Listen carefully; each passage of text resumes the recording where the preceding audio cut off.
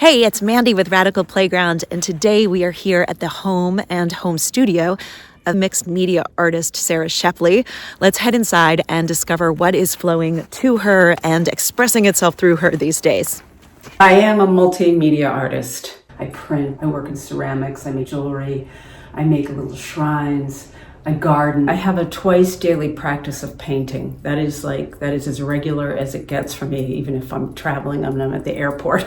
My studio is by the gate. And so I have been lucky, I guess, to feel that discipline calling me every day. And so that is almost like a foundation from which ideas can spring forth, not just visual, but writing as well. Can you say more about what that twice a day practice is?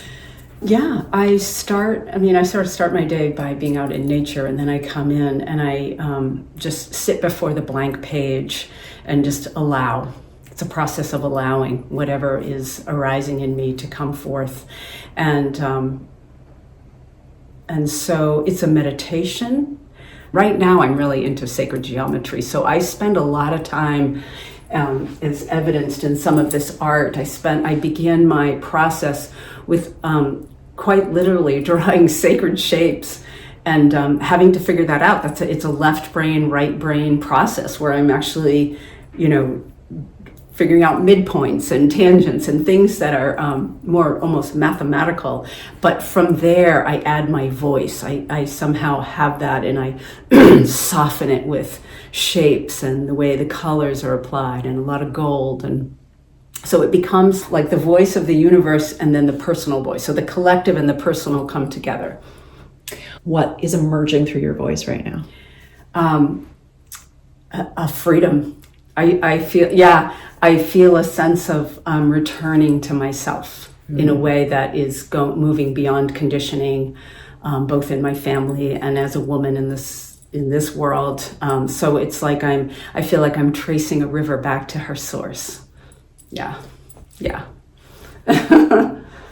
What is one thing that you would like to emerge in 2026 through your work?